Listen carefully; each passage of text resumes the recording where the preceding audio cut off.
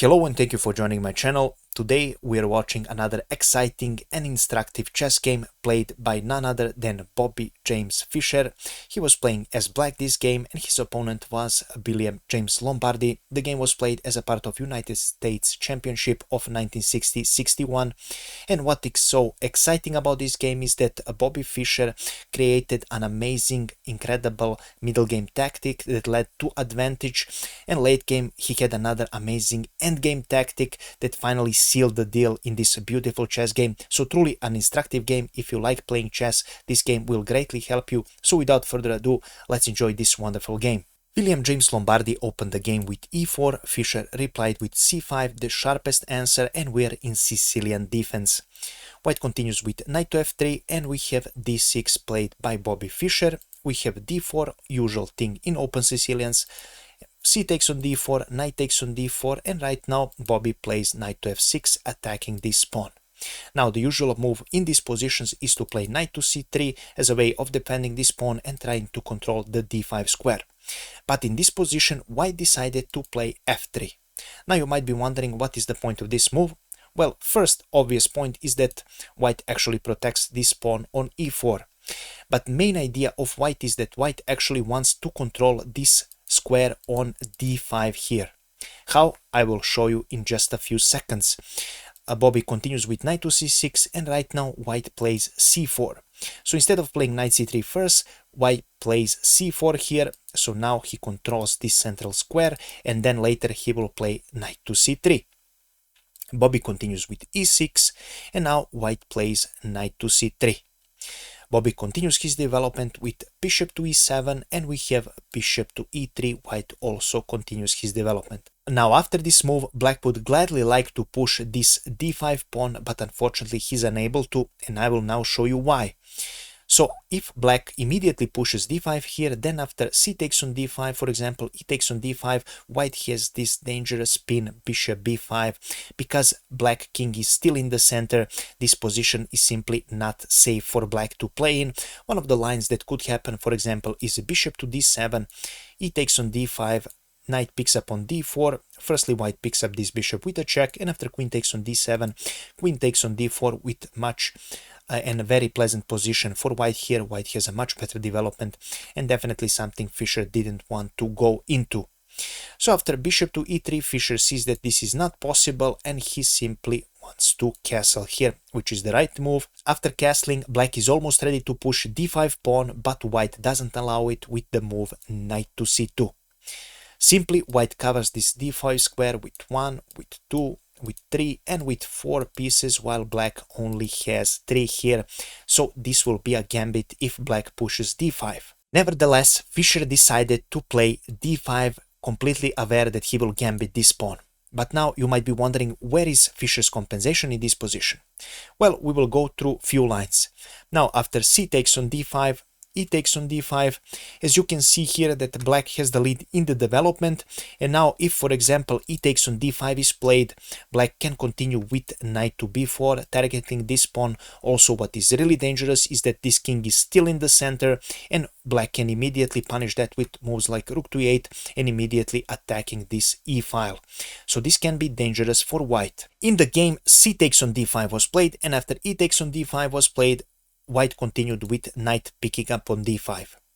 Fischer decided to play knight takes on d5, and after queen takes on d5, we have queen's offer for a trade. Fischer refuses, and he plays queen to c7. Now, as you can see, this queen is on an awkward spot here, and it can be easily attacked with bishop e6. That's a free tempo here and free development for this bishop. Obviously, because of that reason, White doesn't want to allow that, and he plays queen to b5. Fischer again continues with bishop to d7, and White now plays rook to c1. White also wants to kind of take advantage of the semi-open c-file and also maybe later aim at this queen. And now we're in the critical part of the position, because this marks the beginning of Fischer's incredible combination. It's also worth mentioning that Fischer had to calculate this really precisely. I will now show you why, of course, because after this exchange that will happen in the game, Fischer only had one good move that got advantage, so Fischer had to make sure that he sees everything clearly, and Fischer here continues with knight to b4. Now discovered attack on this queen. also attacking this knight and attacking this pawn. In the game, knight picks up on b4 was played. But after knight to b4, let's see what was the another option here for white. Maybe white could have played queen to c4, but Fischer of course will not trade the queens here, but he will play elegantly queen to a5, now threatening a discover check, and now black is simply doing better here. So after knight takes on b4, we have knight picking up on b4, and right now Fischer continues with queen picking up on c1 with a check. White picks up this queen, and now we have bishop picking up on b5. And now, instead of course picking up this bishop, white finds an amazing move, knight to d5. Now this is the critical part of the position again, where Fischer finds the only move that keeps the advantage here. If you wish, feel free to pause the video and try to find the move that Fischer found right now that keeps the advantage here for black. The main move is bishop h4 check, because right now you have to remove your bishop, and as that is the only good move of the position. Let's see what were other alternatives here. So let's say after bishop to b5, let's say that bishop to f1 is played here. Of course, white will not immediately pick up your bishop, but he will firstly play knight picks up on e7 check, and after king goes on h8, rook picks up on f1, and again these two pieces are enough compensation. White is doing much better here. Computer gives this 2 pawns advantage for white. So let's see what other positions were here possible. Instead of bishop h4 check, let's say that black played bishop d6, simply white will pick up your bishop, and again 2 pieces for a rook with much better position for white. So amazing move found by Fischer, and that is why he needs to see everything clearly. That saves him is bishop to h4 check. Game continued with g3 blocking this check, and now we have finally bishop takes on f1, and after king takes on f1 we have bishop d8 retreating move for Fischer, so Fischer is now up exchange for 1 pawn. Game continued with bishop d2. White now wants to develop his bishop as well and also protect the critical squares here. Fischer immediately seizes this c file, and white plays bishop c3, simply not allowing black any counterplay with this rook. Game continued with f5. As you can see, this knight is eternal here, so the only way you can remove it is if you remove these pawns here, or you can sacrifice your rook. Other than that, this knight is simply too strong here, and Bobby Fischer undermines this structure here with the move f5. We have e5. White decided that it is not good to trade. Obviously this would not look good, but now the fault of this move of course is that this knight on d5 is no longer defended, and Bobby Fischer immediately attacks it with rook to c5. In the game, knight to b4 was played, but after rook to c5, let's see what are other possibilities here. Another possibility was to play knight to e3, but this is simply a bad move, because after f4 this is a fork you have to take, and after rook takes your structure is completely collapsing, and this is a clearly won position for black. Now what white should have played instead of knight to b4 is another move was here good, was knight to f4, which actually allows a nice fork here. Of course his black is careless, but after rook to e8, computer suggests some nice counterplay on the queen's wing, and this would be much more difficult for Fischer to win than what white played here, and he played knight to b4. As I mentioned, we have bishop to a5. Of course you want to trade your pieces when you are up in material. We have a3 now protecting this knight, and we have bishop takes on b4. In the game, a takes on b4 was played. Now you might be wondering why a takes on b4 when bishop takes on b4 was available here, and look at this amazing skewer. And yes, my dear viewer, yes, that's a nice skewer, but Fischer has this intermediate move, rook to c1 check, and after king goes on g2, rook takes on h2, and now again Fischer will be able to save this rook, so you are not winning any material. Black is still exchange up. So that is the reason why a takes on b4 was played. Of course, white doesn't want to simplify the position, he wants to complicate it as much as possible. Fischer now continues with rook to d5, trying to take control of this open file. King goes on e2 to block any type of attempt from black. We have king to f7. Important thing in the endgames is to bring your king closer to assist your pieces. We have h4 for white.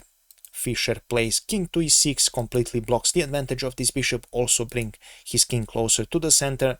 Game continued with king to e3 for white, and we have a rook to c8 played for Bobby Fischer.